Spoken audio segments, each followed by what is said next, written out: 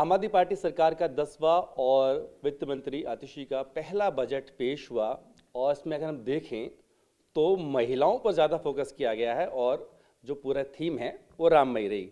इसके पीछे वजह क्या है, खुद वित्त मंत्री हमें बताएंगी। राम जी को लेके आए बजट में आप? देखिए, हम तो राम जी को अपने जीवन में उतारते हैं, अपने काम में उतारते हैं।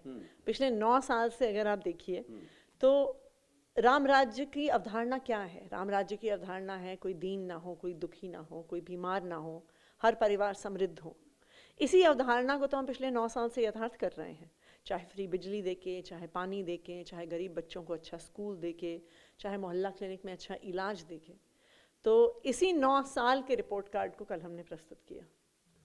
इसके साथ साथ आपने महिलाओं को भी 1,000 रुपये सम्मान निधि देने की बात की है। तो क्या जिस तरीके से हमने देखा कि पीछे महिला आरक्षण बिल आया और लखपति दीदी, तमाम जो केंद्र की योजनाएं हैं, तो क्या लग रहा है कि उनसे मुकाबला आपकी योजना है कर पाएगी या उससे और आगे बढ़ने की आपकी योजना है? देखिए, दिल्ली की महिलाओं ने हमेशा अरविंद केजरीवाल को, अपने भाई को, अपने बेटे को अपना आशीर्वाद और अपना प्यार और अपना वोट दिया है। 2013 में जब हम पहली बार चुनाव लड़े थे, जब किसी को पता नहीं था आम आदमी पार्टी सफल होगी, असफल होगी, जीतेगी, हारेगी, महिलाओं ने अपने घर वालों से पहली बार अलग जाके लड़ झगड़ के झाड़ू पे बटन दबाया था। तो दिल्ली की महिलाओं ने हमेशा अपना प्यार और आशीर्वाद दिया है और अरविंद केजरीवाल जी ने भी दिल्ली की महिलाओं की ज़रूरतों को हमेशा सबसे प्राथमिक जगह दी है। चाहे वो पिंक टिकट के माध्यम से हो, चाहे वो सरकारी स्कूलों को लड़कियों के लिए बेहतर बनाना हो, चाहे मोहल्ला क्लिनिक का इलाज हो, या जिस तरह से हमारी बुजुर्ग माताएं तीर्थ यात्रा में जाती हैं। लेकिन देखिए, एक महिला को सशक्त करने के लिए सबसे ज़रूरी चीज़ होती है उसके हाथ में पैसा होना। आज किसी महिला को देखिए, भारतीय समाज की सच्चाई है कि हमारे परिवारों में महिलाओं के हाथ में पैसा नहीं होता, और जब उनके हाथ में पैसा नहीं होता, उनको अपनी हर छोटी ज़रूरत के लिए, अपनी बच्चों की हर छोटी ज़रूरत के लिए कभी अपने पति के सामने, कभी अपने पिता के सामने, कभी अपने बेटे के सामने हाथ फैलाने पड़ते हैं। अब जब महिलाओं को हर महीने 1,000 रुपये दिए जाएंगे तो उनको अब किसी के सामने हाथ नहीं फैलाने पड़ेंगे। वो खुद सम्मान के साथ, आत्मसम्मान के साथ खर्चे कर पाएंगी, पहली बात। दूसरी बात, पूरी दुनिया से इकोनॉमिक रिसर्च ये बताती है कि अगर महिलाओं के हाथ में पैसे दिए जाएं तो वो ज़्यादा समझदारी से अपने परिवार के लिए खर्चा करती हैं।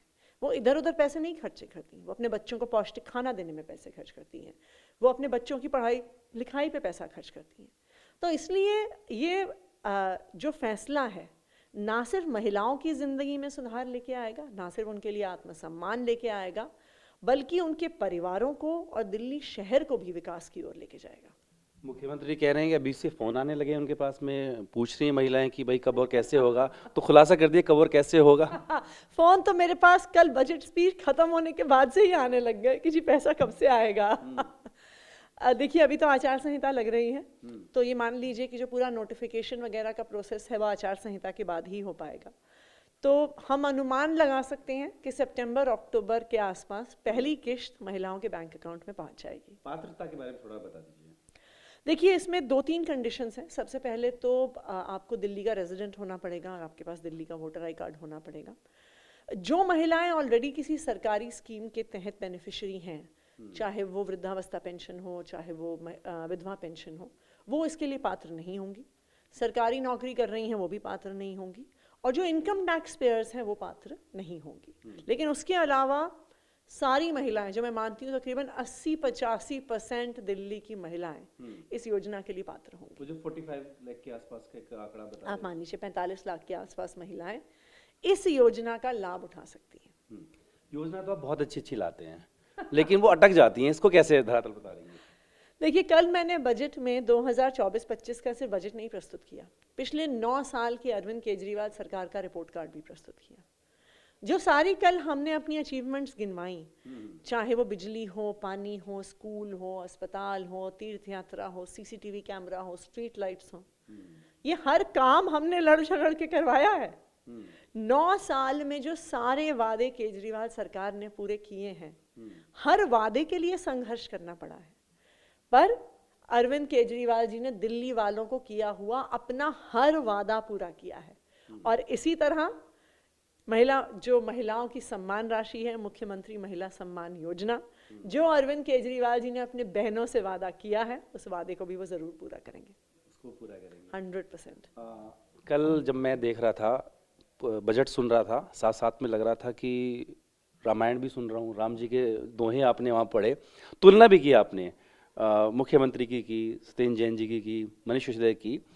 तो ये जो तुलना आपने की है, रास नहीं आ रही बीजेपी को। जो हम इंटरव्यू कर रहे हैं तो बाहर एक प्रोटेस्ट किया जा रहा है, बीजेपी की जो बंदी प्रकोष्ठ है, क्या कहेंगे इनको, कैसे जवाब देंगे? वो कह रहे माफी मांगिए, आपने उनसे तुलना की है जिन पे भ्रष्टाचार के आरोप हैं।